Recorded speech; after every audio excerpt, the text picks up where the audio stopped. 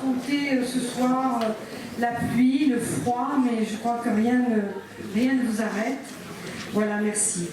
Chère Véronique, vous étiez venue il y a quelques années pour participer à un colloque qui était intitulé, si je me souviens bien, le remaillage du monde. Et ceux d'entre nous qui assistaient se souviennent encore de votre conférence. Alors depuis, nous n'avons pas cessé de vous lire et de vous écouter chaque fois que c'était possible. Alors vous êtes anthropologue et ethnologue, vous avez travaillé sur la violence, vous travaillez sur la violence, les rapports entre les sexes, la dépendance, notamment l'alcool, dans un livre intitulé « Vertige de l'ivresse, alcool et lien social » chez Descartes et compagnie. Vous vous intéressez aux lieux de violence et de privation de liberté, les camps de réfugiés en ex-Yougoslavie et les prisons. Beaucoup de choses donc. Je vais essayer de dire pourquoi nous sommes si heureux de vous retrouver. Alors d'abord parce que vous êtes ce qu'on pourrait qualifier une ethnologue baladeuse, parce que vous n'êtes pas enfermée dans une discipline académique, bon sang ne saurait mentir, et que vous ne cessez de vous mesurer aux événements qui se produisent. Exemple, un match de foot en 2019 sur un grand écran dans les rues de Paris. Vous conjuguez le courage de dénoncer, génocide en Bosnie en 1992, et l'opiniâtreté et la liberté de parole. N'est pas né celui qui vous poudra la bouche. Et vous pratiquez le luxe de la colère, titre d'un article paru dans la revue Esprit. Dans cet article, vous nous dites « La juste colère du spectateur pour une injustice est une aventure intérieure majeure. » Et sur le sujet qui va nous occuper ce soir, c'est-à-dire les violences faites aux femmes, c'est à tous, hommes et femmes, d'être en colère et de parler pour ceux, pour celles qui, enfermés dans leur souffrance, n'ont pas été entendus ou n'ont pas pu parler. Ainsi, nous ne quitterons pas le triptyque républicain au cœur duquel est fortement ancrée notre responsabilité inépuisable envers autrui, dont parle Emmanuel Lévinas. Voilà. Merci d'être avec nous ce soir.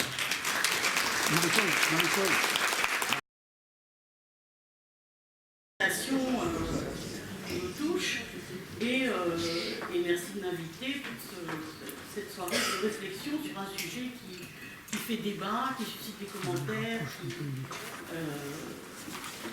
depuis longtemps, mais de façon à chaque fois qu'il est reposé dans la contemporanéité, à chaque fois on a l'impression qu'on le redécouvre. Et les violences sexuelles, donc c'est donc un sujet quand même travaillé depuis des décennies. Mais alors, je vais faire, puisque ça fait quand même, c'est vrai, pas mal de temps que je travaille ces sujets sous des angles différents, je vais quand même arriver par un petit détour les points où moi j'en suis actuellement dans mon travail, dans ma réflexion. Donc c'est un peu une réflexion un peu expérimentale avec vous et j'attends vos questions pour qu'on travaille ensemble. Premier point qui m'a toujours un peu embêté avec le mot de violence. Le mot de violence, c'est un nom, c'est un des sujets du bac, c'est une des bibliographies les plus majeures. Si vous travaillez sur la violence, vous avez des milliers de titres. Et dans toutes les disciplines, philosophie, sciences sociales, sociologie, beaucoup, psychologie, toutes les disciplines des sciences sociales. Donc il y a une énorme bibliographie. Et il y a beaucoup de théories de la violence, de théories politiques de la violence. Et dire le mot la violence, alors le mot aussi, on le voit souvent dans les commentaires, dans l'espace médiatique du conflit des interprétations, les uns disent ceci, les autres disent cela. Vous savez, la violence augmente, elle grimpe, comme si la violence était, parce que c'est un mot, un sujet, un terme, comme si c'était vraiment une chose. Or, en réalité, la violence, c'est un ectoplasme, ça n'existe pas du tout en tant que tel. Ce qui existe, c'est le geste violent, c'est le fait de violence. Et de quoi on parle exactement ? Et vous voyez, j'ai l'impression que c'est un de ces mots, surtout quand on travaille, quand on fait des sciences sociales, ou quand on est étudiant, où il y a le plus d'écart et de distance entre le mot, quand on le prononce, la violence, parce qu'une espèce de assez excitant comme ça, et le fait. C'est-à-dire, si quelque chose de violent arrive, c'est du vacarme, c'est de la destruction, c'est de l'ébranlement, c'est quelque chose de très particulier à décrire phénoménologiquement. Or, ma discipline étant de plus en plus l'ethnologie, l'ethnoanthropologie, ce qui m'intéresse, c'est la situation, c'est le fait, de quoi on parle exactement. Et vous voyez, on peut faire des tas de théories, voir des films ultra-violents, bien installés dans un fauteuil, en mangeant des pop-corn, des films absolument insensés. D'ailleurs, le statut de l'esthétique de la violence est très intéressant. Donc, voilà, comme la violence comme divertissement formidable, alors qu'on est en pleine sécurité, c'est très exquis. Mais vous voyez, ça pose question, parce que on assiste donc à des films d'une violence absolument inouïe, inconcevable. On sort dehors, une guêpe vous pique, aïe, j'ai mal. Et, vous voyez, il y a une distance entre avoir mal, recevoir le coup, et le spectacle de la violence, ou l'idée, l'imaginaire de la violence. Et donc, il faut faire attention. Quand un mot est trop séduisant, quand il y a trop de séduction dans les images, c'est qu'il y a peut-être un déficit du réel que désigne ce mot en principe. Donc, la question du geste, du fait de violence, de la situation de violence. Et là, on a toujours ce débat éternel entre il y a des violences blanches, morales, non physiques, de systèmes, d'imposition, de carcans qui sont peut-être même dans des silences de parents pire que des claques, pire que la violence réelle. Il y a donc cette violence blanche décrite. Alors, on ne va pas faire la bibliographie là maintenant, mais bon, c'est Bourdieu, etc., qu'il a appelé symbolique. D'ailleurs, je ne suis pas d'accord avec ce mot de symbolique. Mais disons qu'il y a cette violence qui peut tenir à une situation qui pèse de telle sorte sur le sujet, sur ses gestes, sur même sa façon de regarder en prison ou dans un camp, de ne pas regarder le gardien, sinon ne pas croiser les yeux. Une violence qui est blanche mais qui pèse physiquement et qui, in fine, produit une douleur qui est toujours physique.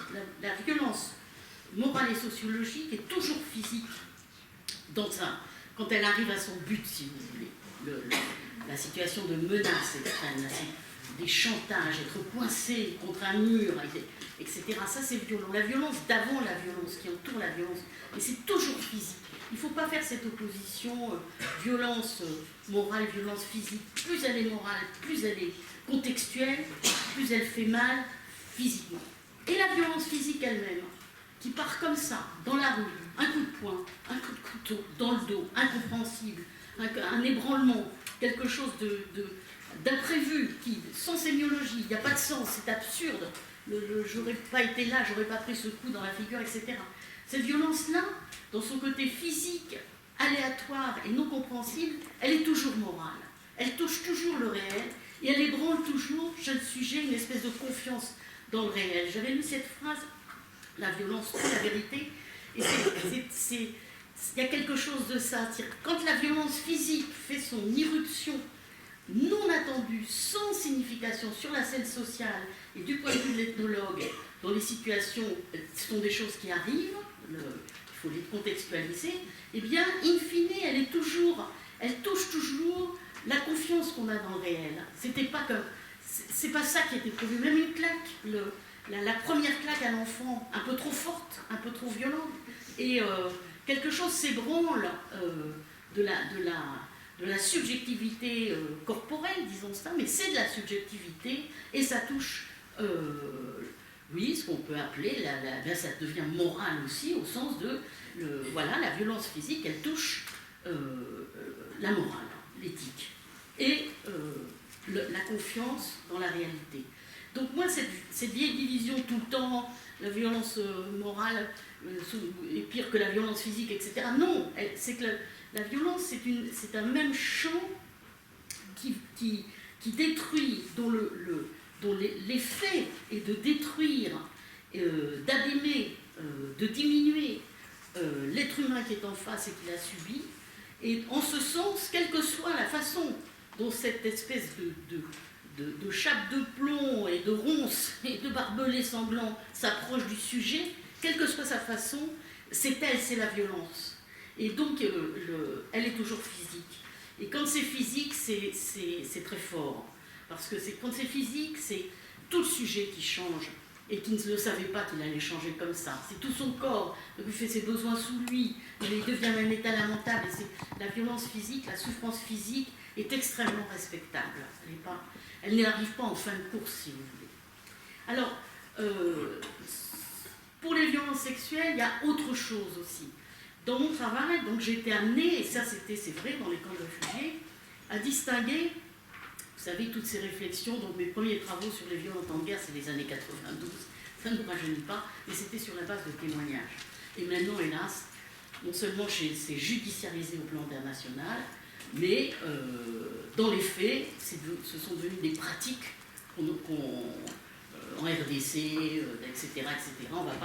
On pourra en parler pas avec vos questions, mais si vous voulez, je ne voudrais pas m'arrêter trop longtemps, mais si vous voulez, des pratiques visibles. Et ce qui a été utile pour moi, c'est une distinction de sens qui peut se retrouver dans les faits, dans les pratiques, mais qu'on doit distinguer. Et c'était très frappant en temps de guerre. Il y a les violences contre les personnes parce que, le violent, l'agresseur, veut prendre cette ville, voler ce sac à main. Vous voyez, c'est instrumental. Le coup va être pour ceci, pour quelque chose qui est extérieur à la violence.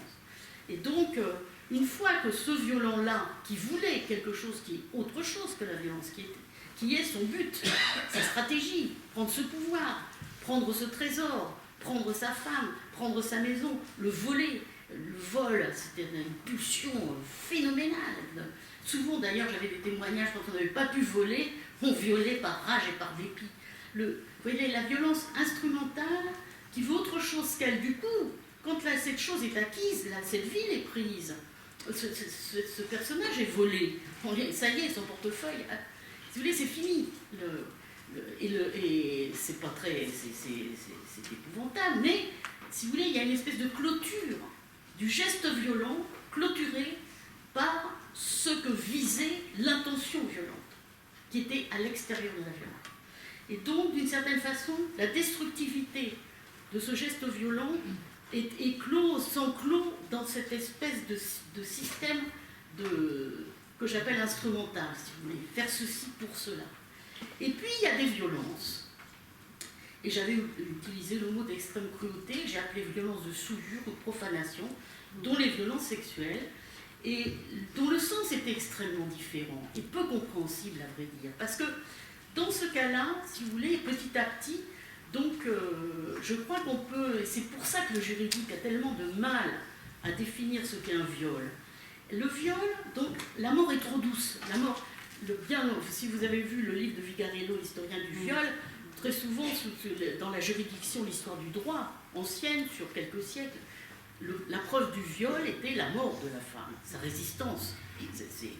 Si elle est morte, qu'elle est plus en petits morceaux, sanglants, bon, on a peut-être violé, on ne peut pas. Mais si elle survit, ça lui a bien fait plaisir, c'est que pourquoi elle survit. Vous voyez, la pensée juridique a eu du mal à comprendre ces violences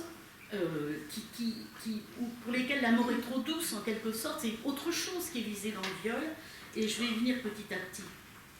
Mais disons qu'avec le viol, on a ce que moi j'appelle le crime continu. Pourquoi ? Parce que dans le crime instrumental, où par exemple je tue l'autre, il est mort, c'est fini, ou bien à la guerre, je le détruis, même il est blessé, mais bon, c'était la guerre. Mais dans le viol, pour des raisons vraiment que l'anthropologie a travaillé, et là il faut faire référence à Françoise Hébétier, dans le viol, il y a cette question de l'effet de souillure que va produire le viol sur le corps de la victime et qui va produire la bascule de la culpabilité du côté de la honte. Et ce sont les crimes de souillure. Et les crimes de souillure sont très intéressants parce que, par exemple, si quelqu'un crache sur quelqu'un, qui doit se laver? C'est celui qui porte la honte. C'est celui qui a reçu le glavio. Il n'est pas fier. Il y a un côté honteux. Si quelqu'un balance, j'avais vu ce fait divers dans des pavillons de banlieue, il y avait un voisin qui détestait le voisin, il avait balancé, excusez-moi, donc de la merde, dans un papier journal, dans le jardin du voisin. Et donc, si vous voulez, qui doit le nettoyer? Qui est sali? Qui est sali dans les bizutages? Qui est sali? et c'est la victime. Et avec l'effet, si vous voulez, dans des cultures très traditionnelles, où il y a une forte criminalisation de la sexualité féminine, en dehors des codes légaux, c'est-à-dire la sexualité légitime, selon les cas, eh bien, c'est elle la coupable. Et cette espèce de bascule est tout à fait liée au crime continu. Donc on a deux. C'est un meurtre de genre, le viol, c'est un meurtre de genre, parce que l'assassinat, c'est la personne sociale et morale survivante au viol, mais, guillemets, souillée, abîmée, etc. Dans certaines cultures, dans d'autres cultures. Par exemple, je prends toujours l'exemple, je ne sais pas, New York fin des années 70, quand Patti Smith était dans les rues, il faut lire son livre Just Kid, sur son enfance et sa jeunesse à New York sans le sou, bref. Et donc dans ce milieu très contre-culturel, il est évident que la violence sexuelle, le féminisme flambe. Il n'y aura pas cette honte, il y aura une honte, il y a une honte, mais elle n'aura pas du tout le même sens que, je ne sais pas, dans une campagne du fin fond de l'Afghanistan où règnent encore les crimes d'honneur. Même si l'enfant, ou en Syrie actuellement, les témoignages, la jeune fille de 16 ans a été violée de façon infâme, et c'est le père qui la tue, parce qu'elle porte la honte. Donc si vous voulez, selon les cultures, cette culpabilité n'est pas homogène. Si vous voulez, attention aux généralités, ça ne marche jamais les généralités. Mais néanmoins, ce qui fonctionne, c'est ce mécanisme de bascule de la honte, et dans certains cas de figure, la honte dans des milieux très traditionnels et très démunis, comme ça, pour des tas de raisons, eh bien, c'est un meurtre continu, parce que même survivante, elle est tuée, moralement et socialement. Ça, c'est un. Mais deux, avec la violence sexuelle, quand il s'agit... Il y a beaucoup de violences sexuelles contre les hommes, y compris pendant les guerres. Et la violence sexuelle contre les hommes, ça les dévirilise dans les prisons, dans les guerres, dans la guerre de Tchétchénie. J'avais toujours cité cet exemple dans le camp de Tchernoposovo, le vieux paysan tchétchène violé, on lui donne un prénom féminin, comme dans les prisons américaines. Ça lui enlève sa virilité, et c'est fini. Et l'histoire s'arrête là, c'est une infamie, viol de profanation. On a touché son identité d'homme. Mais avec la femme, il y a le risque de grossesse. Alors là, je ne sais pas si on a bien compris ce que c'est que le risque de grossesse après un viol. On est dans une culture, alors je reviens à mon ethnologie des mondes contemporains. On est dans une culture où ce qu'on présente à la jeunesse comme rêve d'identité, à qui ressembler, quelle est la belle vie imaginaire que la société vous dit, c'est ça qu'il faut que tu vives, si tu veux réussir, exister, mais ne pas être rien, avoir une vie qui que quoi. Dans les chansons, etc., c'est, mettons de côté ce qu'étudie Ehrenberg, c'est-à-dire construire sa propre biographie dans des sociétés individualistes, mais c'est aussi ce qu'on va appeler facilement, comme je dis, l'amour. L'amour, c'est quoi? C'est, dans les séries que j'étudie, télévisées, c'est une double face, si vous voulez, l'amour, dans notre société, début du XXIe siècle, et sans doute de plus en plus depuis les années 70-80, l'après-guerre, c'est bien sûr la rencontre amoureuse, très importante pour les filles, et c'est la rencontre sexuelle, c'est obligé, même les plus traditionnels des parents, les plus catholiques, si leur fille de 35 ans est toujours vierge, ils l'emmènent chez le psychiatre. Ce n'est pas possible. C'est une injonction. Vous voyez, c'est des choses, les mêmes cultures pesantes, mais qui, selon la contemporanéité, deviennent désuètes, si vous voulez. Et même, voilà. Mais disons que les jeunes filles, à l'âge voilà, quand elles s'éveillent à la fin de l'enfance, il faut vivre ça, il le faut. Sinon, ça s'appelle c'est rater quelque chose, être invalide. Les psychanalystes expliquent que, voilà, il faut une vie, il le faut, une vie sexuelle, c'est hygiénique. C'est dans les rangs policiers ou les vieux films, on voit le corbeau du village, c'est la vieille fille qui n'a pas de sexualité, alors ça la rend méchante, etc. Vous voyez, on a cette idée il le faut. En plus, dans la rencontre amoureuse, dans les séries, la combustion amoureuse, elle est aussi sexuelle en même temps. C'est-à-dire, je crois que c'est dans La Fontaine, il avait dit aimer sans foutre n'est pas grand-chose, mais foutre sans aimer n'est rien. Peut-être ça résume à peu près les théories. C'est-à-dire aimer sans faire l'amour avec l'être qu'on aime, Il dit c'est pas grand-chose, c'est déjà pas mal. Hein. Mais le corps veut, tout l'être veut, désire cette conjonction, ce rapprochement formidable des deux corps. Un souffle comme ça, le slow, etc. Ça s'appelle faire l'amour, mais faire au sens le faire, le réaliser dans le corps. Le faire l'amour, c'est pas seulement faire l'amour à cette fameuse scène, etc. Non, c'est il y a de l'amour qui porte deux êtres humains l'un vers l'autre. Et c'est pas un sentiment européano-centré, inventé, etc. Il y a des formes culturelles diverses, mais on le constate dans l'Iliade et l'Odyssée, on le constate dans d'autres cultures, et ça ne veut pas dire que l'amour regarde toujours, mais il y a de l'amour, il y a de l'amour qui se différencie du pur désir sexuel sans amour. Et cet amour entraîne, et c'est un rêve contemporain, et c'est dans vos séries, et c'est dans vos imaginaires, dans nos imaginaires, dans mon imaginaire, que la vie, c'est cette rencontre, les yeux dans les yeux, courir sur la plage, se saouler ensemble, se rouler dans le sable, et puis après. Et ce moment, on l'attend dans le film, quand il y a les deux amoureux, on l'attend dans le roman. Quand est-ce qu'ils vont échanger le premier baiser? L'amour, il se fait, au sens noble du mot faire, c'est-à-dire faire rentrer quelque chose dans la réalité matérielle de la vie, dans les corps. L'amour se fait, l'amour, le bel amour, il se fait dans la sexualité. La sexualité, c'est faire l'amour, c'est le faire, c'est le réaliser comme on fait un autre objet, comme on fait une construction, si vous voulez, une belle construction. Et après, c'est une phase B. Après, on passe à autre chose, mais on arrive à un point central, c'est faire l'amour, c'est un rêve collectif. Et dans le cas du viol, on peut dire que alors là, c'est faire la haine.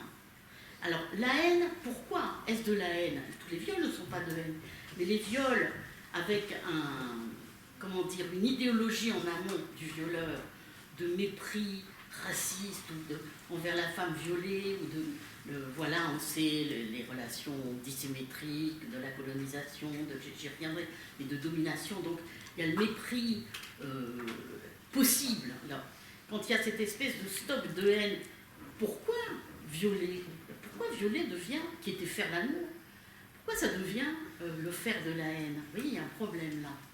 Et se faire la haine se fait dans le corps. Le viol devient une torture. C'est une torture. Et après, l'amour qui pouvait éventuellement être l'occasion de l'enfant des deux amoureux qui finalement se conjugalisent et ont des enfants, et c'est leur bonheur. Et c'est le rêve majoritaire de quelles que soient les paternités, les sexes des apparents, etc. Une espèce pas un rêve, mais une espèce de possible qui va dans le bon sens. C'est vraiment, là j'ai rencontré des jeunes étudiants qui disaient il y a une telle apocalypse, on ne fera plus d'enfants. Donc ne plus faire d'enfants est la preuve de l'enfer à venir, si vous voulez. Donc faire un enfant, c'est la preuve que l'enfer n'est pas sûr. Vous voyez, c'est un pari formidable, c'est une espèce de... Je ne le dis pas d'un point de vue d'idéologie de la maternité, la maternité c'est formidable, c'est pas ça que je dis du tout, mais c'est quand même, d'ailleurs, sinon l'espèce humaine n'aurait pas continué son étrange aventure depuis 300 000 ans, donc sapiens. Mais si vous voulez, l'idée de l'enfant, c'est une idée extrêmement positive. D'ailleurs, quand il y a des enfants petits, c'est là où il y a le moins de suicides dans toutes les classes sociales, dans une maison. L'enfant, c'est une aventure inouïe, les petits pieds, les petites mains, c'est une aventure inouïe. Et plus les femmes sont de classe sociale défavorisée, plus elles rêvent de l'enfant dans de la France. Le rêve d'enfant, c'est pas un rêve bourgeois du tout, c'est pas du tout quelque chose de rétrograde. Il faut que les féministes respectent ça, même si elles sont un peu dégoûtées, si vous voulez, par la maternité, tout le fatras, etc. Non. Et cette chose-là, qui est le rêve social, mais un rêve au sens enfantin, pas rêve au sens de quelque chose de très comme ça construit esthétiquement, c'est une espèce de possible extrêmement positif sur le rapport à l'avenir, à soi, à l'autre, etc. Devient une punition tout au fond du ventre, l'enfant du viol. Je ne sais pas si vous pouvez, d'ailleurs je ne sais pas si on peut l'imaginer, sérieusement, sinon que juste, voilà. C'est-à-dire qu'après le viol qui a été une torture, la haine du bourreau est quelque chose de majeur, donc on est dans l'exact inverse que faire l'amour, l'homme qu'on aime, je me passe du point de vue égo-féminin, mais pour pourrait prendre aussi le point de vue masculin. Et donc voilà, et l'enfant, à qui va-t-il ressembler? Toutes ces choses-là, quel prénom on va lui donner? Le viol ravage, détruit, piétine tout ce champ du possible et dans le temps. Et c'est pour ça que c'est un crime continu, et c'est pour ça que les violences donc, contre les femmes, c'est encore plus un crime continu que contre les hommes, qui sont extrêmement humiliés. Et n'oubliez pas que les violences aussi contre les enfants, c'est les deux sexes. Moi, je suis une féministe qui me bat pour les deux sexes. Et donc, si vous voulez, mais néanmoins, quand ce sont les femmes, il y a cet avenir, il y a ce temps devant soi, si vous voulez, les 9 mois qui viennent. Et donc, il y a cet enfant qui est dans le ventre. Et ça, c'est inimaginable comme punition. Donc, il faut comprendre qu'il y a des violences dont l'effet de destructivité continue après le moment de torture. Et pas seulement l'humiliation, tout ça, mais dans sa vie réelle.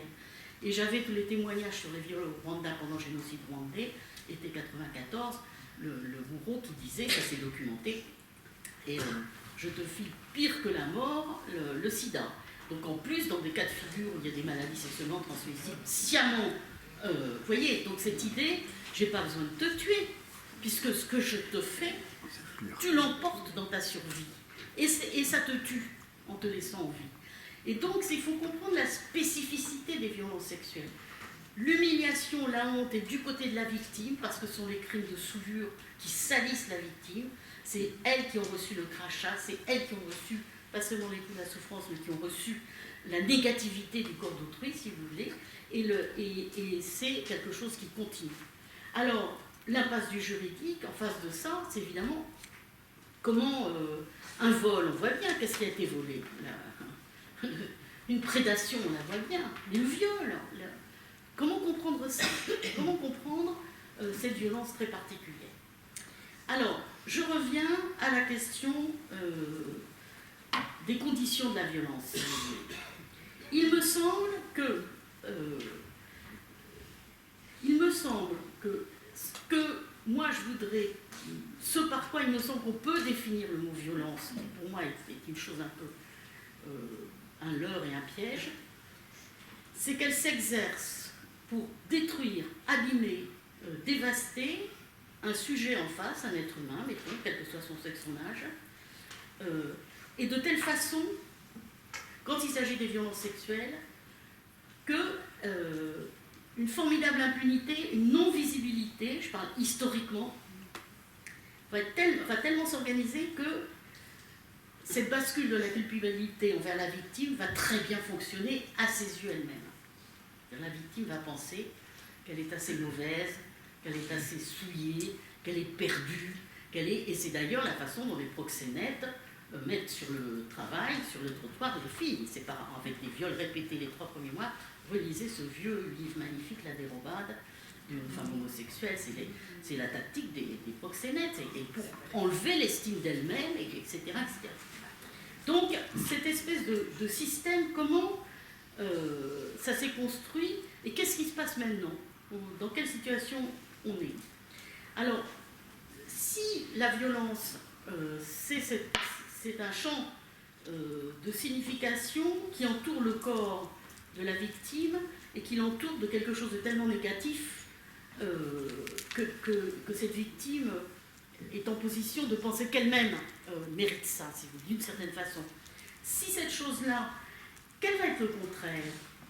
Pour moi, le contraire de la violence n'est pas la douceur, puisque vous avez des douceurs sournoises, perverses, qui en mêlent encore mieux la victime.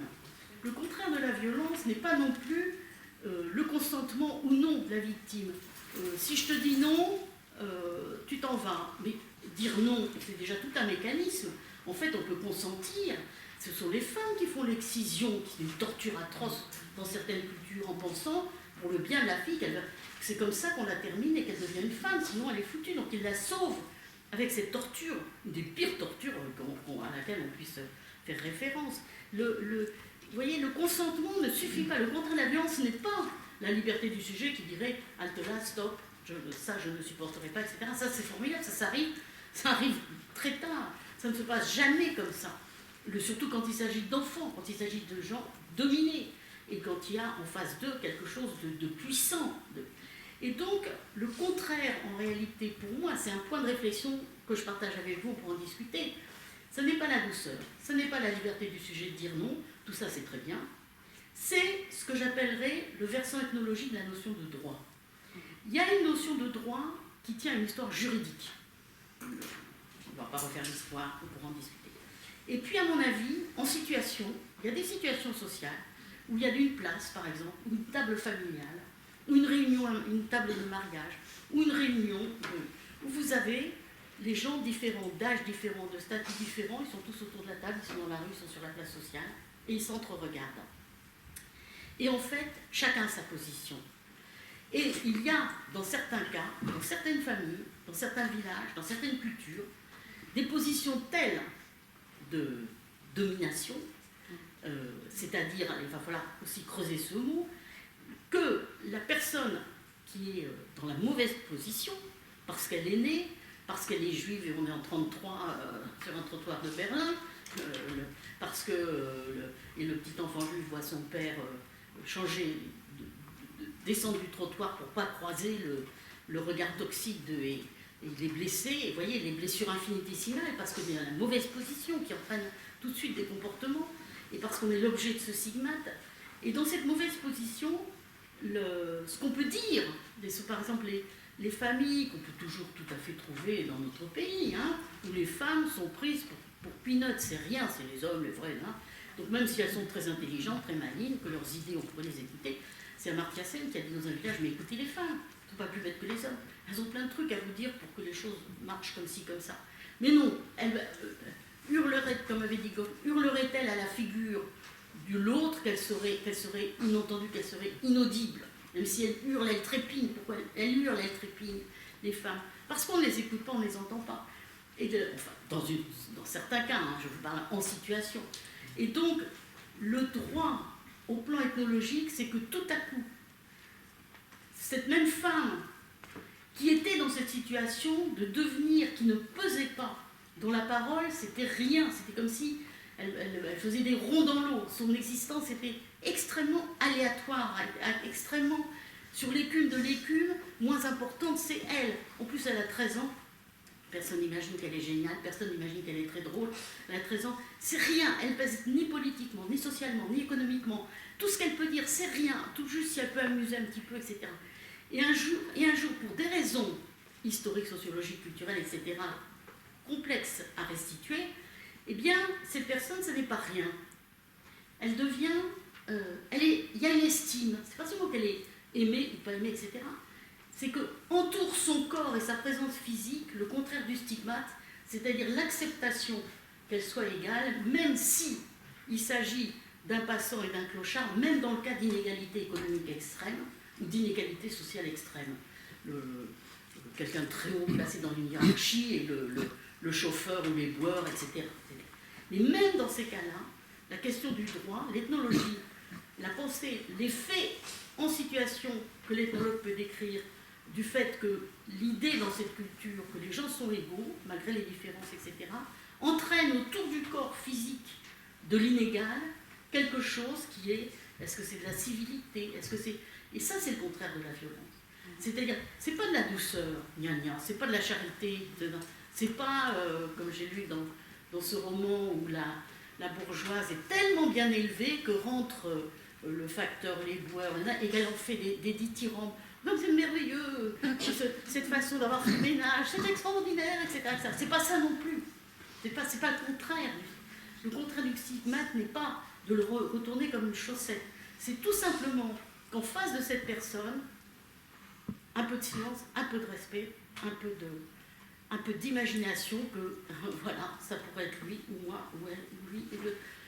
C'est une culture, ça existe physiquement dans les rapports, dans les interactions concrètes, mais c'est très difficile à décrire. Et ça, c'est le contraire de la violence. Parce que du coup, quand cette personne va dire quelque chose, on l'écoute différemment. Je donne un exemple, c'est de l'historien André Burguin qui a fait l'histoire de la famille, qui n'est pas ni féministe ni pas féministe, c'est un démographe historien formidable.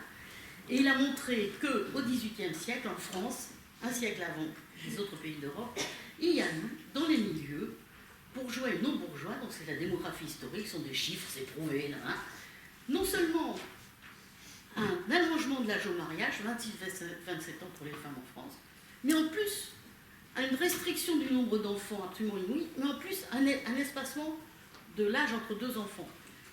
Pourquoi? Et l'hypothèse qu'il a faite, bon, les funestes secrets étaient interdits, c'est-à-dire les façons de pouvoir ne pas avoir d'enfants comme ci, comme ça.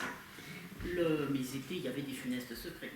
Le fameux dilemme, vous avez dans les dictionnaires des cas de conscience, alors la femme accouche, l'historien Shorter a montré que sans doute dans tous les villages, toutes les villes sous l'Ancien Régime et jusqu'au XIXe siècle, on a entendu des jours et des jours une femme hurler à cause de couches difficiles. C'était vraiment la mortalité des femmes, c'était un truc énorme dans la vie des femmes. Non seulement elles ont des enfants tout le temps, non seulement le devoir conjugal, elles ne peuvent pas dire non, mais en plus elles risquent de mourir à l'accouchement, raison pour laquelle elles faisaient des testaments. C'est comme ça que cet historien était sur la piste de cette idée, accouchement égale mourir peut-être. Et donc, ça c'est pour la fin du 19e siècle. Là, on demandait au père, qui est-ce qu'on sauve, la mère ou l'enfant? L'enfant était toujours imaginairement un fils. La réponse, évidemment, c'était l'enfant. Le père, le fils, la filiation, voilà, il donne son nom, etc., etc. Et puis, au XVIIIe siècle, qu'est-ce qui se passe, dit Burguière, dans le colloque conjugal? Et vous voyez, ce n'est pas les historiens qui décident, ou ce n'est pas nos généralités, etc. C'est qu'il a bien fallu que, de façon assez massive, pour que ça se traduise, non pas dans les mots, mais dans les chiffres des naissances, un changement du statut de l'épouse. Il y a aussi un autre livre qui montrait que dans les couples de parlementaires mariés par les parents, leur lettre d'amour, ils s'aimaient, même de plus en plus. Il y avait de l'amour. Et si vous voulez, non seulement d'amour, mais de l'estime. Et tout à coup, il dit, mais je ne veux pas perdre ma femme de cette chose-là. Mais l'enfant, je ne le connais pas encore, mais perdre ma compagne, ça, tout à coup, ça devient moins... Vous voyez? Et ça, c'est infinitésimal. Ça ne passe pas forcément dans des grands discours, etc. Mais ça tapisse la vie réelle des gens. Et donc, ça montre qu'il peut y avoir des exemples où le statut social d'un des membres de la famille, indépendamment de l'histoire juridique qui va petit à petit donner un code à tous ces espaces, eh bien, peut changer. Et donc, pour des raisons qu'alors là, il faut travailler, on n'est pas là pour interpréter, mais pour pouvoir ouvrir des pistes, eh bien, alors que les conditions économiques, sociales n'ont pas tellement changé, il y a autant d'inégalités, il y a autant d'injustices, il y a autant, etc., le statut et la présence des uns et des autres différents, inégaux, économiquement inégaux sur plein de plans divers, quant aux âges, etc., peuvent tout à coup devenir égaux ethnologiquement, c'est-à-dire qu'on estime l'autre à la valeur de l'égalité potentielle du face-à-face. Du face-à-face très concret, et par exemple dans le duo conjugal. Donc c'est des... Vous voyez, l'ethnologie, enfin celle que je voudrais faire, c'est délicat, c'est des petites touches de peinture, c'est des faits très précis. Et la question donc de la violence sexuelle a à voir, le mot violence, a à voir avec son contraire, et donc le contraire n'est, je me répète, ni la douceur, ni la liberté de choix, ni la violence vindicatoire en face qui me donne ça, je te réponds le poing dans la figure, c'est le vrai contraire ethnologique, c'est cette question du respect du droit avant même que juridiquement il soit vraiment appelé dans les écoles et mis dans la Constitution. Alors, je reviens à la question des violences sexuelles. Il y a avant de... Et vous me poserez les questions si c'est un peu décousu, mais il y a plusieurs... Si vous voulez, c'est un peu comme un puzzle avec des pièces différentes. Quand il y a plusieurs paramètres différents. Il me semble que, de façon qui moi m'interroge, dans notre contemporanéité, à la fois donc, cette égalité de droits, homme-femme, elle est posée, ce respect dans les familles, il me semble que dans les familles françaises de milieux très différents, plus jamais, on va y venir, mais on va venir à la question des violences, mais d'une certaine façon, elles sont désuètes, c'est-à-dire que le rêve de l'égalité n'est plus exactement un rêve, il y a il y a des scénarios de réponse. Donc, il y a tous ces mouvements qui tentent petit à petit, on va revenir à la fin, d'essayer de dénoncer ce type de violence très difficile à dénoncer. Mais il y a quand même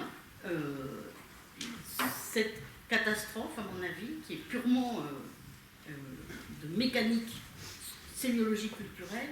C'est pourquoi, dans les injures, quand la haine, dans l'espace public, quand la haine monte, pourquoi les injures utilisent les objets et les manières et les noms des organes sexuels et du corps et de la sexualité?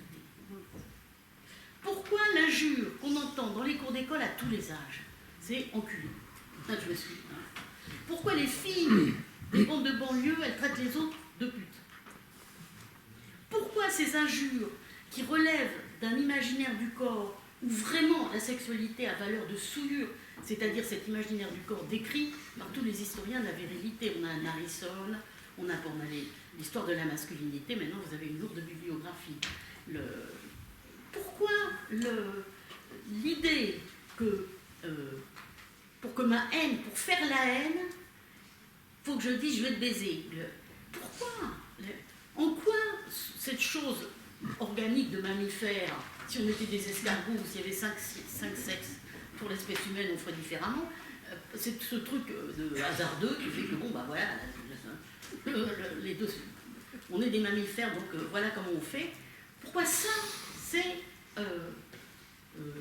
assouvissant pour la haine qui s'adresse même, par exemple, très intéressant, quand vous avez des conducteurs sur des places parisiennes, en tout cas Toulon, ils sont plus polis, mais à Paris, et donc il y a un petit conflit et les rages, les gens très pacifiques, ils ont le volant, et tout à coup, quelqu'un veut dépasser le monsieur qui tient le volant. Alors, c'est déjà une injure. Oh, il me baisse la vitre. Connard. Donc, le con, c'est le sexe féminin. On l'a oublié, mais quand même, c'est ça.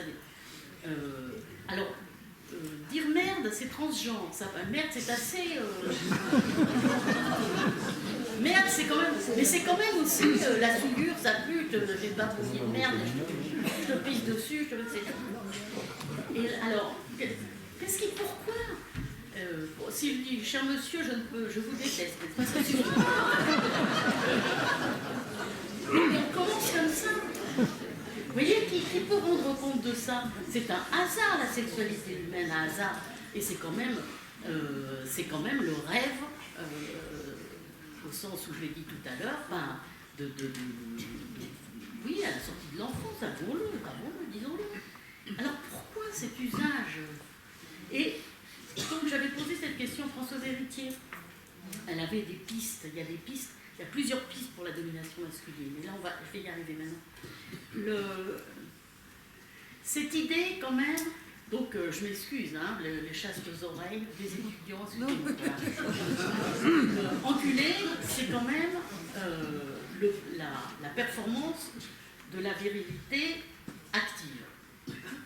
Et celui qui est pénétré, il est possédé, il est baisé. Je t'ai baisé. Pourquoi dire je t'ai baisé? Ah, j'ai été baisé. Pourquoi? En quoi c'est... Et donc, il semblerait que dans notre culture, donc la performance de la virilité active de pénétration soit, malgré tous les féminismes, tout ça, c'est quelque chose, si on prend la culture au sens ethnologique qui est traduite dans la majorité des paroles que disent les gens, hein, je ne fais pas de psychanalyse, et d'ailleurs on demande aux psychanalystes de venir nous aider, eh bien, la virilité active de l'enculeur, excusez-moi, j'avais lu c'était dans l'Arétin, qui n'encule pas n'est pas un homme. Et donc, l'enculeur, alors lui, ça c'est top.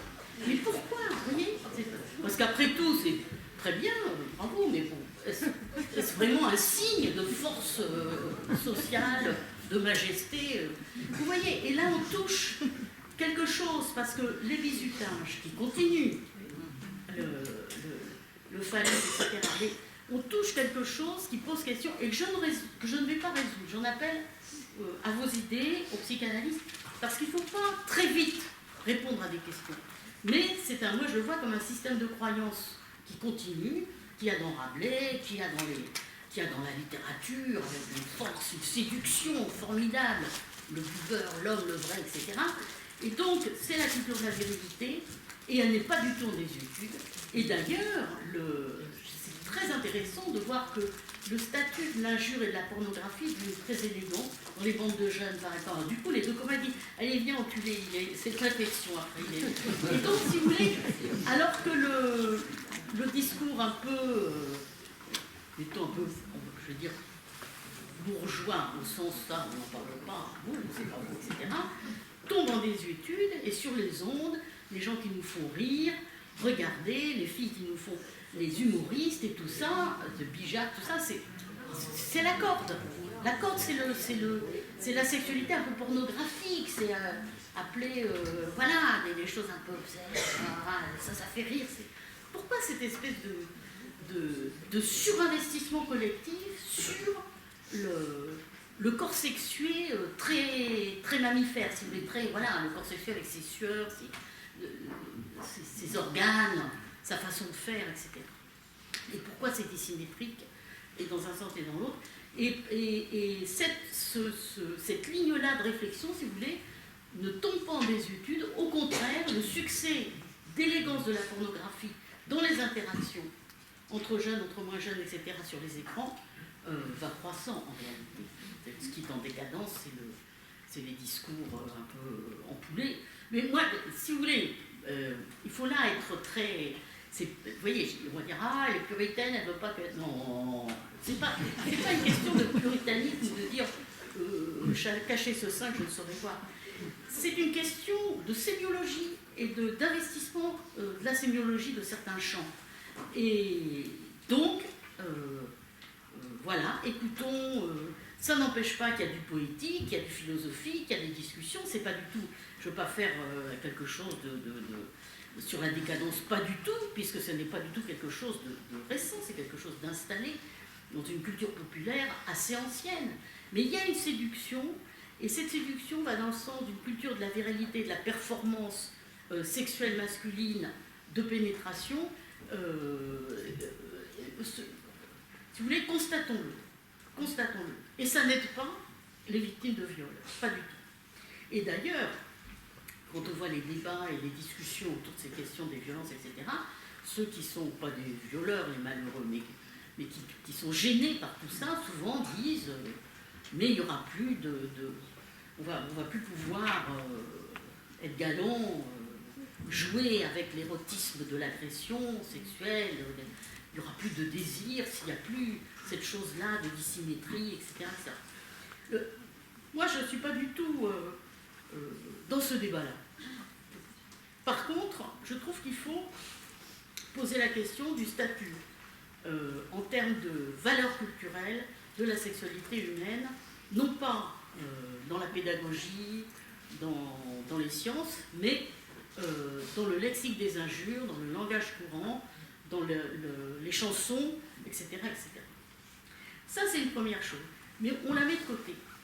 La deuxième chose qui me semble très importante pour penser les violences sexuelles, c'est la question de la domination.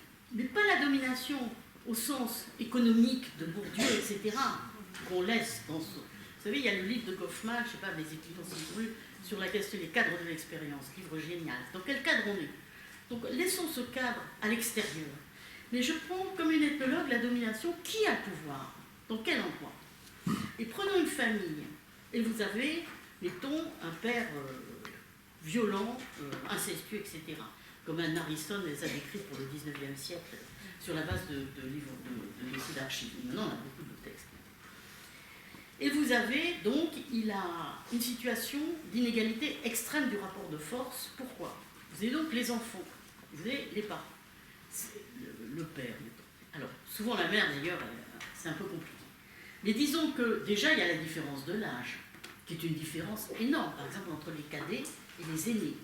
Entre les cadets et les aînés, ça structure toutes les cours, l'enfer du collège, l'enfer, etc. Les cadets qui veulent suivre les aînés qui les poussent sont les plus forts, et surtout, les aînés, les plus vieux, sont les plus avertis. Parce qu'étant plus vieux, il y a plein de choses qui sont comprises, etc. Et le cadet, il est candide. Il n'a pas compris. On lui dit Père Noël existe, ah bon, etc. Il y a une candeur. Et ça c'est à mort, ça, cette espèce d'état. Et donc, il y a à la fois l'inégalité du rapport de force physique, qui est quand même une chose énorme. Parce que si vous avez un type d'1m80 et un môme de 12 ans, le coup de poing du type d'1m80, qui a des biscottos, qui fait des haltères. Mais vous avez aussi une inégalité en termes de savoir. Parce que les enfants savent que les parents n'arrêtent pas de sortir dehors, d'ouvrir la fenêtre, ils regardent la télé, ils savent ce qui s'y passe, le fond de la télé. Pour l'enfant, ouvrir la fenêtre, quel est le monde? Au fond de la télé, qu'est-ce qui se passe? Les bagnoles en vacances, on part en vacances et le monde défile du côté derrière la vitre de la bagnole. Mais quoi? Et ce savoir social qui n'est pas un savoir universitaire, qui est tout simplement lié au temps qui passe et qui fabrique de l'expérience et du savoir de la vie, c'est énorme en termes de majesté dans le rapport de force. C'est une majesté formidable. En plus, les études ont montré, de psychosociologues, les enfants voient leurs parents beaux, ils les voient beaux. Ils sont non seulement plus forts, plus savants au sens de ce savoir-là. C'est-à-dire, qu'est-ce que c'est que la vie? Qu'est-ce qu'il y a au fond de l'écran? Comment marche une bagnole? Pourquoi, quand on fait les courses, lui, il achète le jouet, etc. Pourquoi? Et toutes ces choses-là, les parents sont très forts, d'une force formidable. En plus, ils sont beaux, ils sont majestueux, il y a une majesté. Donc, le pouvoir, il est économique. Le pouvoir est aussi politique dans une famille, puisque quand les enfants sont petits, c'est les parents qui disent qu'est-ce qu'ils mangent, la soupe au mieux, le bain, comment il s'habille le lendemain, à quelle heure, etc. Quand l'enfant est adolescent, il veut arrêter. Il dit non, je ne veux pas m'habiller comme ça, je ne vais pas manger ta soupe. Mais si vous voulez, l'enfant, c'est vraiment être sous le joug d'une règle, comme dans un monastère institué par les parents, pour le bien de l'enfant. Parce que qu'est-ce qui se passe dans les familles? Et là, il faut que les féministes le comprennent aussi, qui est différent de ce qui se passe dans les usines. Dans les usines, l'ouvrier n'est pas amoureux de son patron. Si le patron meurt à la guerre, l'ouvrier, il n'est pas forcément si triste que ça, etc. Il n'y a pas de lien affectif ou de lien du tout. Dans une famille, la mère a les enfants des deux sexes, comme disait Françoise Héritier. Les parents, tous les âges, tous les sexes. Dans une famille, le lien, il est affectif. Et il y a quelque chose de politique dans ce lien affectif. Et en ce sens que c'est ce lien affectif qui renverse ce rapport de force dont je viens de parler, des parents tout-puissants, et l'enfant incroyablement sous le joug d'un... En plus, l'enfant, il aime ses parents, il n'a pas le choix de ne pas les aimer. Les parents peuvent, le petit poussé, le virer, ils peuvent déshériter l'enfant, ils peuvent virer l'enfant, ils peuvent dire « je n'aime pas ce petit crétin ». Mais les enfants n'ont pas le choix de ne pas aimer les parents. Une chose absolument... Et on sait que ce lien affectif, c'est la survie de l'espèce humaine, pour plein de raisons éthologiques qu'on n'a pas le temps de rappeler ici, mais très concrètes. Et donc, si vous voulez, dans ce rapport de force, cette espèce de chose qu'on va appeler, là aussi, l'amour, on peut appeler le lien affectif puissant, le lien parental, fait qu'il y a ce tout petit bébé dans le berceau, et les parents, ils vont aller dans le feu, ils vont ne plus dormir la nuit, ils vont devenir les esclaves de leur petit esclave. Et tout est renversé par le lien affectif. Et ce qui fait que cette espèce de pouvoir des parents sur les enfants, dans les familles où le circuit affectif fonctionne et réciproquement, eh bien, les parents, l'esclave de leurs esclaves, les parents font tout pour les enfants. Et d'ailleurs, l'ethnologue entend toujours cette phrase, pour moi, c'est pas grave, mais pour les enfants. Valeur sacrée. Donc, quelque chose de cette inégalité puissante politique dont je vous ai parlé se renverse dans l'autre sens, dans les familles où règne réciproquement, et c'est la survie de l'espèce humaine, ce qu'on va appeler, guillemets, l'amour, quelles que soient les catastrophes psychanalytiques et tout ça, c'est pas ça dont on... Par contre, dans les familles où ce pouvoir phénoménal du parent devenu tyran et devenu violent, il va l'utiliser contre le corps, l'intégrité de l'enfant, ça c'est un abus de pouvoir en réalité extrême, phénoménal. Et ça, c'est un type de criminalité absolument spécifique et la domination entraîne donc, dans ce cadre-là, une sexualité illégitime, transgressive, absolument criminelle. Et donc, c'est des définitions particulières, si vous voulez. Et la relation de domination politique, là, c'est avoir du pouvoir sur autrui, constatons que très souvent, elle est liée, quand elle est institutionnalisée dans un lieu, à une criminalité sexuelle. C'est pas du tout un hasard si c'est dans les orphelinats tenus par le clergé, si c'est dans les prisons où il y a du pouvoir sur le corps d'autrui, dans les lieux où il y a un pouvoir sur le corps d'autrui et où il y a multiplication des actes pédophiles, des violences sexuelles, etc. etc. Et donc, voilà, nous pouvons, c'est pas la... Comment dire, il est temps que l'institution religieuse réfléchisse à ça, mais c'est la situation de domination. Et de même, maintenant, beaucoup de recherches sont faites sur les 3 siècles de mise en esclavage, de colonisation.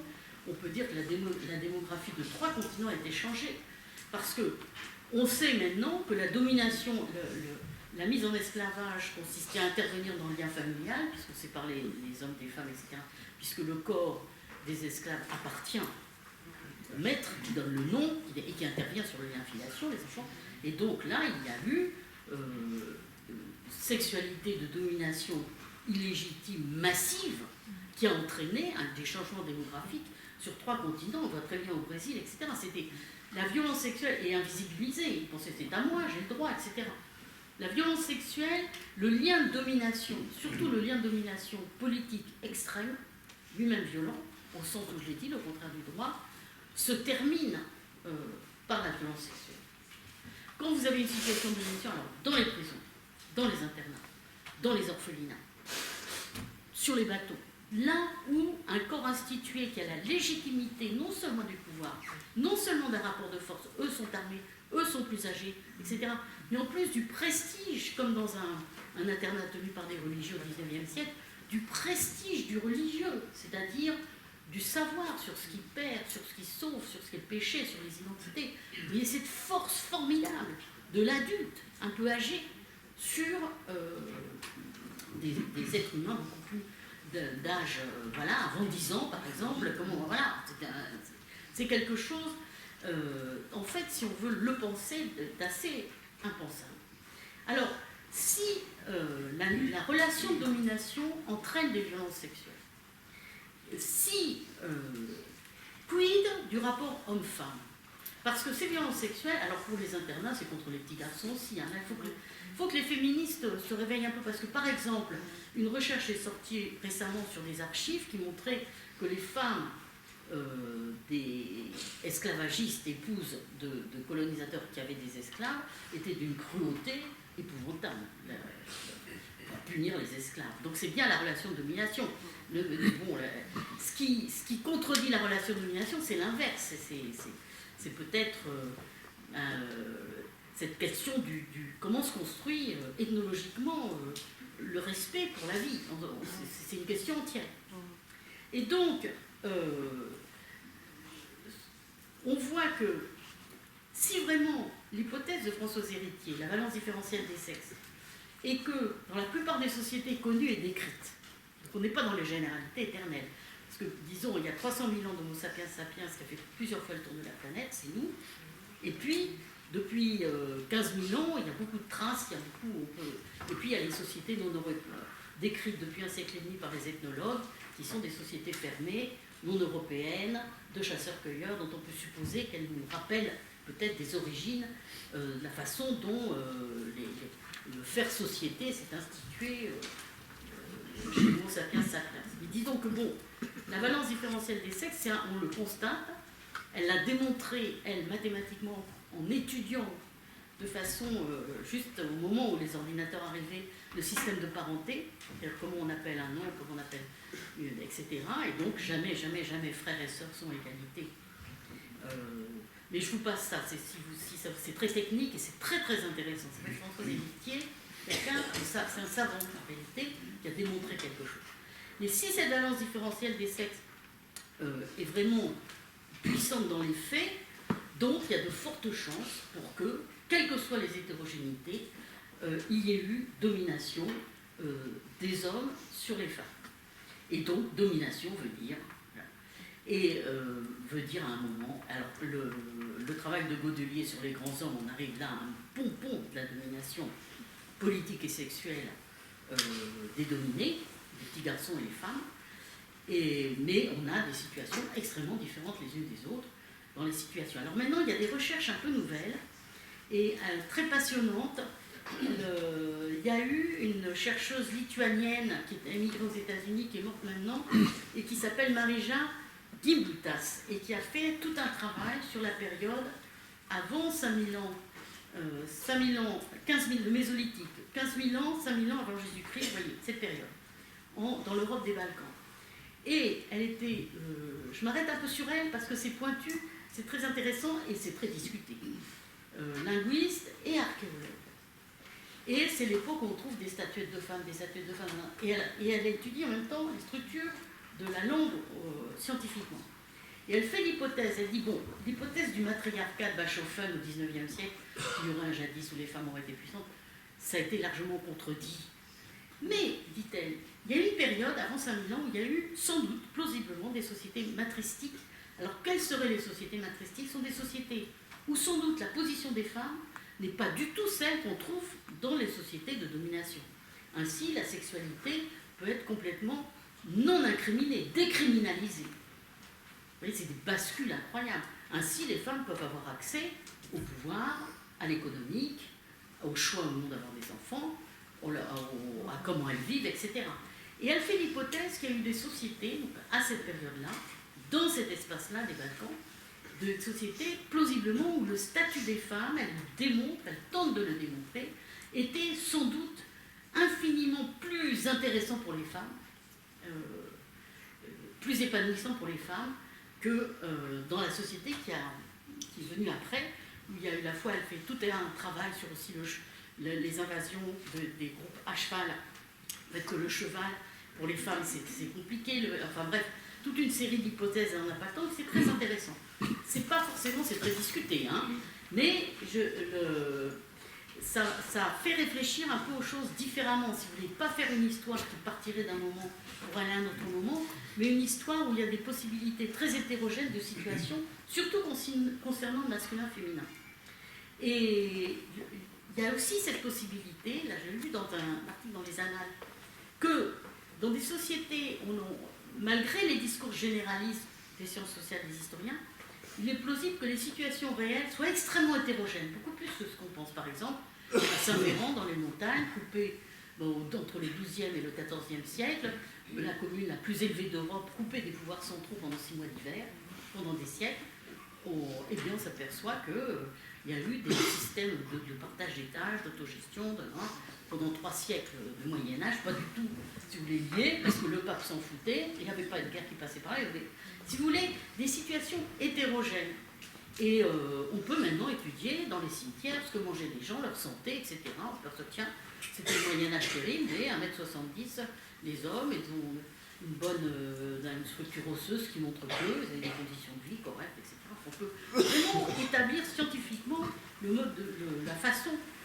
Et donc, si vous voulez, s'il y a cette hétérogénéité, il y a de fortes chances, par exemple dans le Pays Basque, pour qu'il y ait des tas de lieux, et des familles aussi, où, pour des tas de raisons, par exemple la personnalité d'une femme, dans une famille, même s'il y a le stigmate contre elle, dans une famille, qu'elle ait renversé le pouvoir dans sa famille, et souvent les hommes disent, mais c'est elle qui commande, mais c'est un peu vrai, c'est vrai, elle y arrive, si vous voulez, sans doute pour la situation des femmes, il ne faut pas penser la condition des femmes comme on pense la condition ouvrière ou la condition des esclaves. Une femme sur 2 est un homme, j'allais dire. Un homme sur 2 est une femme. Mais si vous voulez, elles sont partout. Elles sont partout. Elles sont très... Voilà. Et elles peuvent renverser, comme cet exemple qui m'avait tellement frappé, de cette anthropologue américaine qui montre une photo sur la place du village grec où vous avez l'homme devant, l'homme noble, paysan, de la fin du 19e, d'entre les deux guerres, chemise blanche, costume noir, là, comme ça, avec ces paysans, la noblesse des paysans dans l'Europe d'entre-deux-guerres, c'est quelque chose. Il marche devant et elle, derrière, la vieille, bon, et elle fait tourner le film. Et on voit que l'homme, il marche, noble, et puis il prend une tangente vers l'auberge. Elle, derrière, elle donne 3 coups comme ça, et hop, il se redresse. Elle le tenait en laisse. Sur le film, on ne voyait pas, elle le tenait en laisse.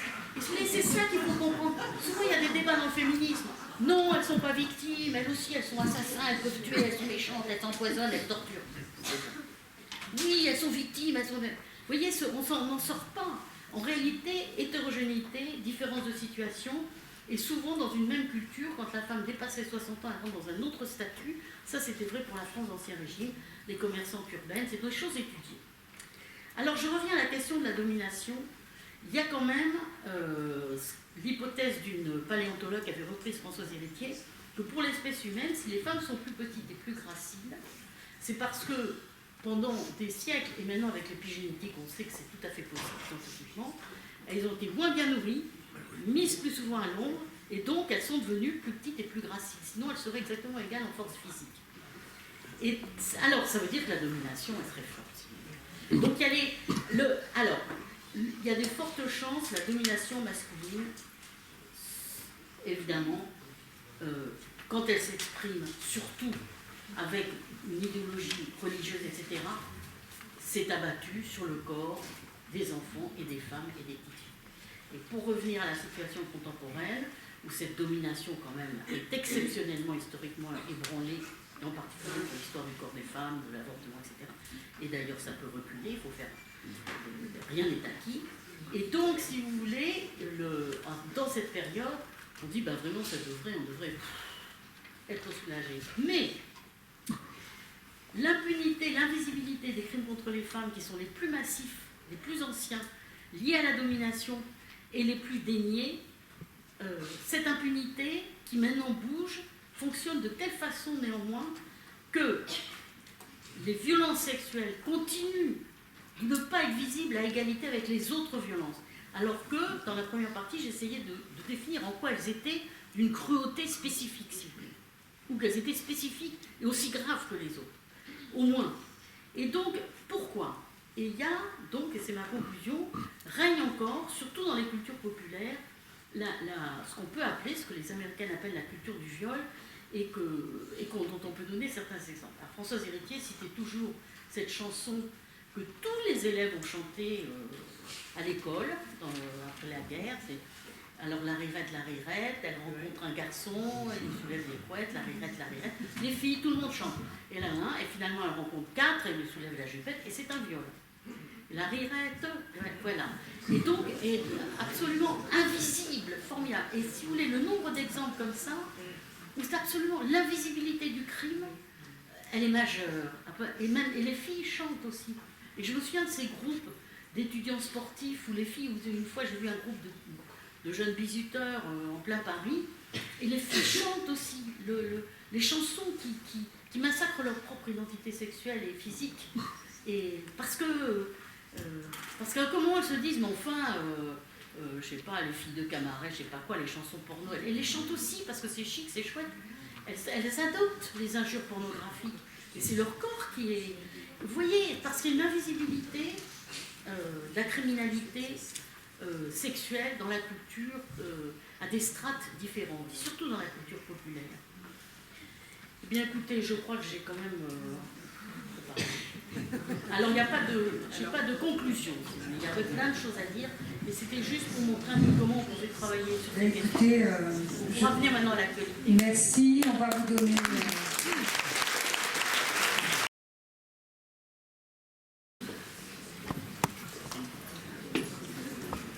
Merci pour cette macro-sociologie que j'aime beaucoup. On s'est rencontrés à Brest dans un DU adolescent. Les femmes de Ouessant, je peux vous dire qu'elles tenaient à la maisonnée, hein, et je connais. Et les hommes, ils avaient intérêt à marcher droit. Brest aussi. Mais au-delà de cette expérience de vie, je voudrais vous poser deux questions. J'ai pas mal travaillé avec des psychiatres à Brest ou ailleurs, dans un DU notamment, adolescents difficiles. Et ils m'ont parlé de la violence dans les hôpitaux. J'ai regardé une thèse, justement, sur la violence dans les salles de garde, les fresques dans les salles de garde, avec le mot garde, déjà, des internes, qui étaient non seulement avec des peintures extrêmement érotiques, pornographiques, validées, encouragées, jusqu'à encore il y a quelques années, puis se féminise heureusement, et c'est en train de changer, je crois, mais j'étais très frappé. Ça a donné lieu à un ouvrage que j'ai vu dans la faculté de médecine de Brest, mais j'étais effaré et puis surtout encouragé par des médecins, professeurs de médecine, qui disaient mais c'est normal, il faut passer par ce cap. Deuxième question, pourquoi alors? Pourquoi ces violences légitimées, je dirais, par les professeurs notamment et médecins qui disaient mais c'est normal, il faut bien se défouler. Avec des... Bon, je vais pas plus loin. Et ensuite, une deuxième question sur le rapport au droit, mais peut-être la première question suffit. Hein. Je ne vais pas monopoliser la parole. Voilà. Non, juste, c'est une très bonne question parce que ça touche une difficulté précise de ce dont on parle.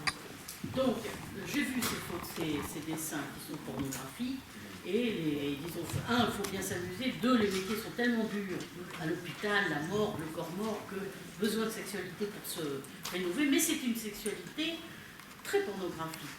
Alors, n'oublions pas qu'on sort de siècles et de siècles de cette culture religieuse qui interdisait de montrer, même d'imaginer la jeune fille au couvent, elle ne devait même pas savoir ce qu'il y avait sous sa propre jupe, elle ne devait même pas se regarder au miroir, penser que la sexualité était l'objet d'interdits absolument majeurs, et tout le mouvement libertaire, anarchiste, populaire, de tout le 19e siècle, depuis le 18e siècle, depuis les libertins qui étaient à la fois politiques et sexuels, c'est la liberté sexuelle. Et comment s'exprimer cette liberté sexuelle? C'est, oh ben on peut en parler, oh ben allons-y, oh ben, la pornographie c'est super, youpi.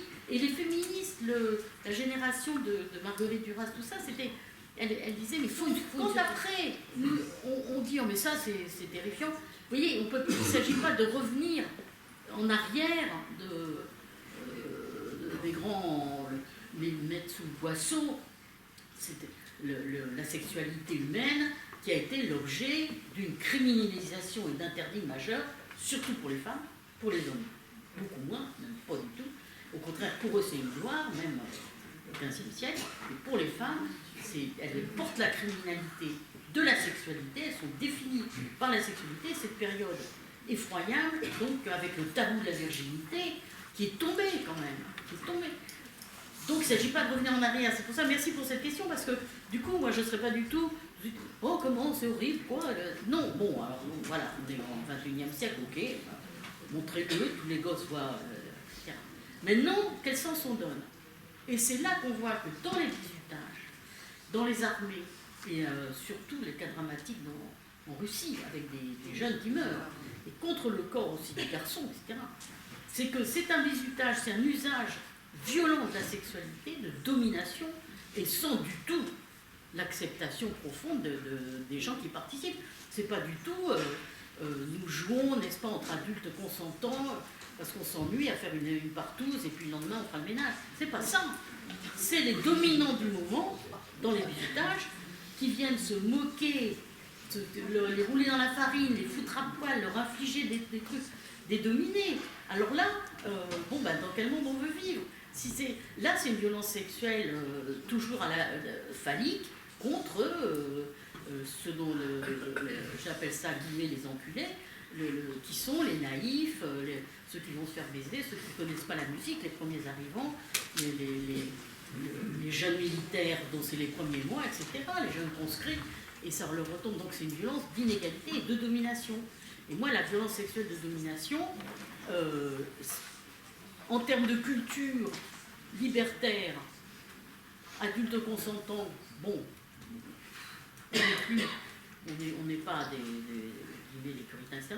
Mais en termes politiques, moi, je la condamne en tant que féministe, en tant que citoyenne, même pas féministe, parce que voilà, pour moi, c'est une domination violente et qui ne respecte pas les droits humains de tout le monde. C'est pas encore plus grave ce qui se passe en ce moment, ce rapport au corps. Philippe, pas de dialogue, c'est une autre question. Ah, c'est une question. Ah. Merci de cette truculente sociologie. Le rôle de la femme, me semble-t-il, est quand même en Europe de l'Ouest marqué par notre culture judéo-chrétienne et comme dirait le Dieu d'Abraham, il est quand même pas très tendre avec vous autres, mesdames.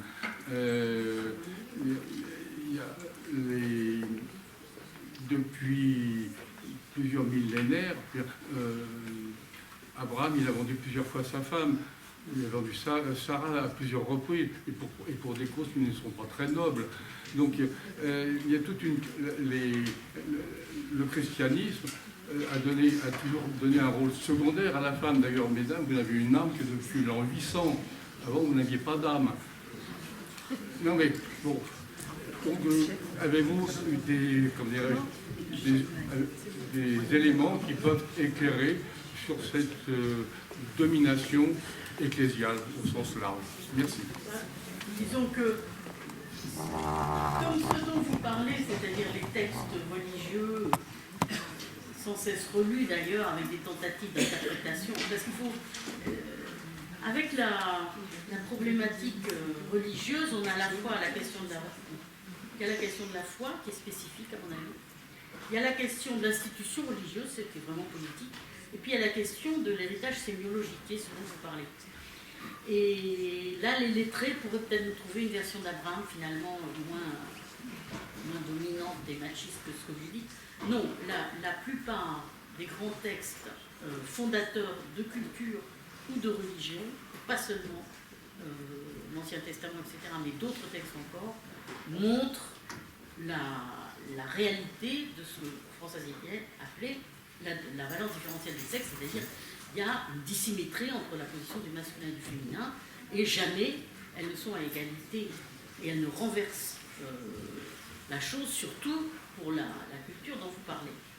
Disons que dans certains cas politiques, dans d'autres cultures, vous pouvez avoir une plus grande diversité. On peut penser d'ailleurs aux Grecs ou encore à des mondes religieux très différents, extrêmement orientales, où le féminin et le masculin est dessiné différemment. Donc ce n'est pas... Voilà, disons que moi je n'ai pas de réponse à pourquoi Abraham, pourquoi... Dans l'Évangile, il y a le Christ quand même gentil avec Madeleine, celui qui jette la première pierre, etc. Donc je peux dire qu'il peut y avoir des petits détours, bon, j'en sais rien. Mais si vous voulez, tous ces textes, il y a une cohérence, ça c'est vraiment l'anthropologie qui travaille ça. C'est vraiment, si vous voulez, il n'y a pas de pourquoi au sens de il y aura un parce que. C'est voilà, on constate que la plupart des textes fondateurs de religion nous montrent cette dissymétrie dont vous parlez. Après, on peut faire les hypothèses, et là, les groupes culturels du tour de la Méditerranée, à l'époque où ces textes ont été écrits, relevés d'une certaine structure, voilà, enfin, il y a plein de possibilités de réflexion, voilà, de questions. J'ai vu hier sur mon téléphone une information concernant une affaire qui a été jugée il y a plusieurs années en arrière. Une jeune fille de 14 ans qui a ouvert la porte à 8 garçons, 7 mineurs, un seul majeur de 20 ans. Donc ces garçons l'ont violée pendant 3 heures. Et ce qui a été au centre du jugement, c'est la question du consentement, à savoir que cette jeune fille était consentante parce qu'elle ne s'était pas opposée au viol. Et donc, personne n'a été condamné. Et là, ça repasse en appel prochainement. Je voulais savoir ce que vous pouviez nous en dire. En plus, c'est d'autant plus gravissime et scandaleux et désuet qu'on sait maintenant que très souvent, quand la situation de menace de viol arrive, la réponse est une cadavérisation, c'est-à-dire qu'il y a vraiment, et c'est neurologique, il y a vraiment une espèce de paralysie et de fuite, et ça a été documenté aussi pour les viols de guerre en ex-Yougoslavie, il y a une espèce de fuite de la conscience, il y a une espèce de... Le corps se défend neurocognitivement par une espèce de schizophrénie qui fait que oui, elle ne se bat pas. Pour se battre, il faut être dans un film de Tarantino, je ne sais pas quoi, mais il faut être au cinéma. Non, et maintenant c'est établi, et que ces juges ne sachent pas ça, c'est un scandale. Maintenant, il y a une deuxième chose. Si c'est une jeune fille, moi j'étais juriste d'assises pendant un mois, je m'en souviendrai toute ma vie, j'ai eu des cas. Si c'est une petite jeune fille extrêmement perturbée, parce qu'en amont de cette situation, d'ailleurs, si elle en arrive là, c'est qu'elle est d'une grande vulnérabilité, parce que déjà, dans la famille, il y a eu maltraitance, etc., elle ne s'est pas construite, et donc là, et eux, ils le sentent, etc., il est évident qu'elle peut aussi, avec les gars un peu médusés, un peu sont des beau gars, ils l'ont séduite un peu, etc. Faire croire et se faire croire à elle qu'elle est comme ses enfants, violés par le père, qui disent mais je l'aime, etc. Il faut tout un travail pour comprendre que, que ça ne va pas du tout en réalité. Donc ce jugement, et heureusement qu'il y a appel, est absolument scandaleux et en décalage avec tout ce qu'on sait maintenant sur ces situations. Mais est-ce que c'est spécifique à la France? Parce qu'apparemment, il y a eu quand même des... C'est Maroc. Il y a eu des réactions à l'international, Oui. des gens qui ont condamné ce qui s'était passé. C'est au Maroc que ça s'est Non, passé. c'est pas au Maroc. Non, c'est la France, c'est la en France. France. Ça s'est passé en France. Ben, le cas horrible qui s'est passé au Maroc en 2015, je crois que je cite dans mon papier, parce que c'est donc une jeune fille violée par des types qui sont majeurs, elle a 13 ans, et qui filment. Elle a la force dans une famille évoluée, donc le Maroc étant le monde, et les classes moyennes marocaines regardent la télé, regardent pas mal, on n'a pas de... Donc, on a fait un procès. Comme on est dans une situation où il y a une culture du viol qui rend invisible la criminalité de ces adultes, ils sont très peu condamnés, ils sortent de prison. Et là, ils commencent à la harceler. Et ce que je trouve, alors, d'absolument le comble de la tragédie et de l'injustice, c'est que l'harcelant, ils vont mettre sur Facebook des images du viol. Et le lendemain, elle se suicide en simulant par le viol. Donc ça vous montre les technologies, ça vous montre ces situations de dissymétrie et de production de souffrance extrême et dans le temps, et en utilisant les technologies. Donc vous voyez, le cas que vous citez, il est très français, il pourrait être marocain, il est très français. Et les juges, le problème c'est que la culture des juges des adultes, alors encore pire, évidemment, sans doute dans d'autres pays, mais même en France est encore complètement rétrograde et en dehors des acquis scientifiques sur ces situations qui sont... Oui, c'est... Il y a plusieurs cas.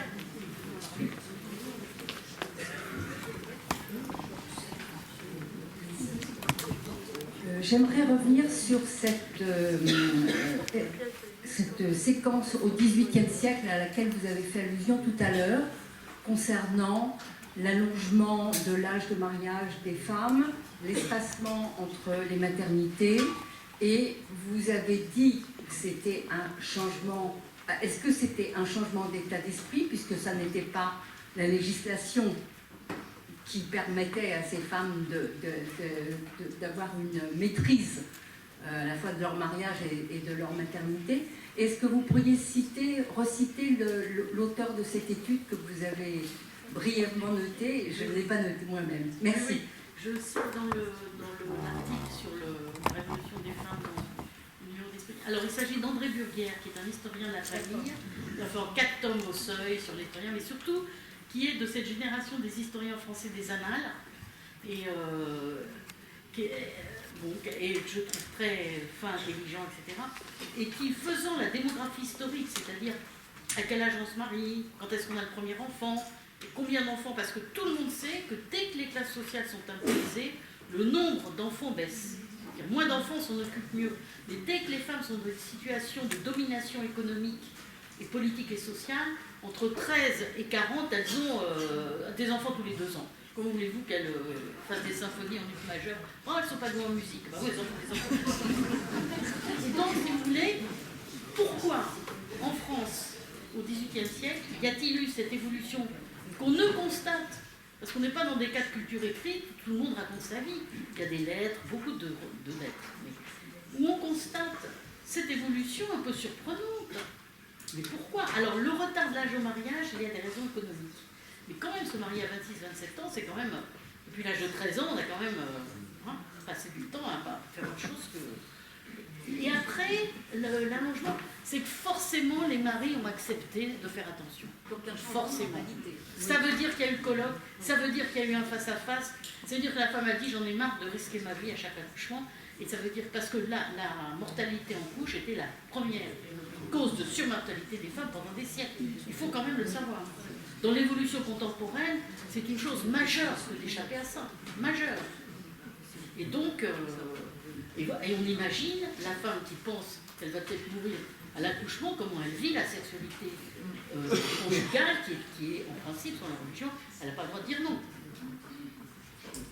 Elle le est. Bon. Mais là, non, dans cette histoire-là, non. Dernière question. Bien, alors je voulais vous remercier pour cette réflexion sur le contraire de la violence, que le contraire de la violence c'était le droit. Ça me semblait tellement clair, tellement lumineux, au fond que chacun avait sa place, avec sa position, et que donc ça pouvait faire voler en éclats, du moins le concept de domination, voilà. Et alors j'ai repensé tout d'un coup au livre de Georges Perec, W, où je ne sais pas si certains d'entre vous l'ont lu, c'est tout à fait extraordinaire la façon dont justement le droit est utilisé et perverti.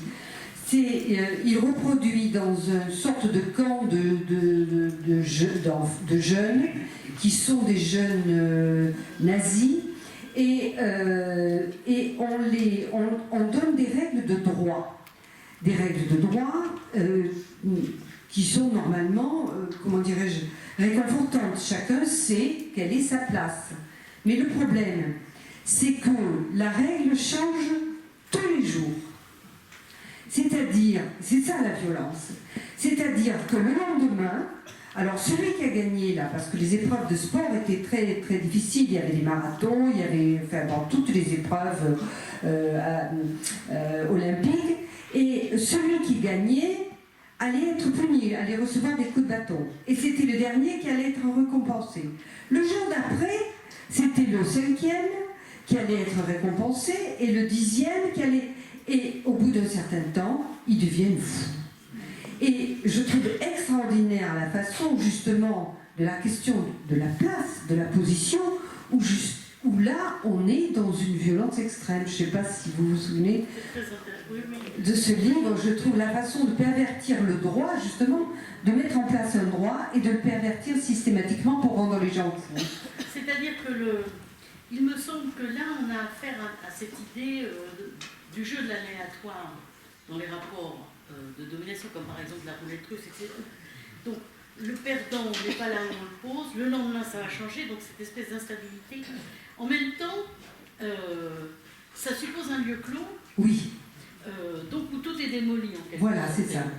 Alors que dans les sociétés ouvertes, un peu la vie quotidienne, la lenteur, etc., la façon dont j'ai défini la face ethnologique du droit, pas forcément son écriture dans la Constitution, c'est un implicite, c'est ce que certains sociologues appellent le savoir tacite, c'est-à-dire on ne l'explicite pas, ça ne se traduit pas en langage, mais ce n'est pas inconscient non plus, c'est pas au fin fond de l'inconscient, c'est implicitement qu'il est évident que cette personne en face, fût-elle une personne très inégale, on n'attend pas que tout le monde soit égaux ou un autre monde, etc. Dans le monde actuel concret, cette personne en face qui pourtant a une situation très difficile d'inégalité, le clochard, prenons le clochard, et bien le regard sur lui acceptera son égalité.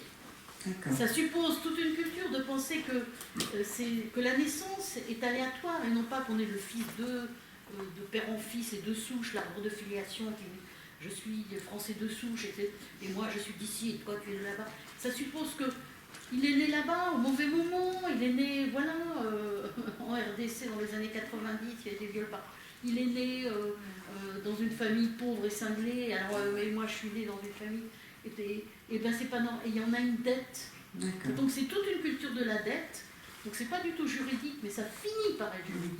Et c'est un pas énorme qui fait que ce clochard, cet esclave, ce type qui souffre tellement, et c'est pas du tout quelque chose de religieux,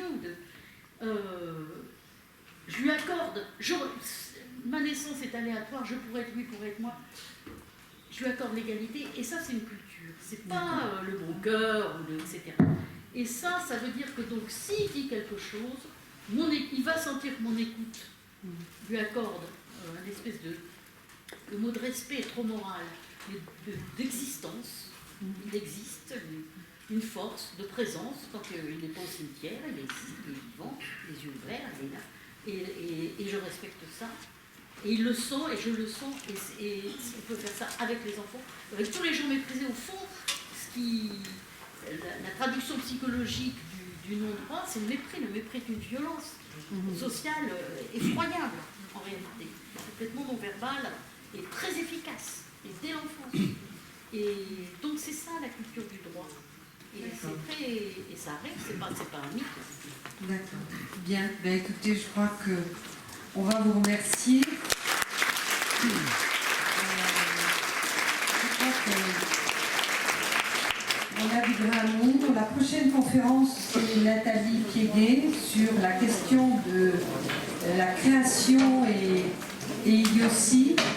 Et justement, on va parler de cette altérité radicale qui nous donne à penser les sociétés en général. Voilà. Merci beaucoup à tous. Bonne soirée.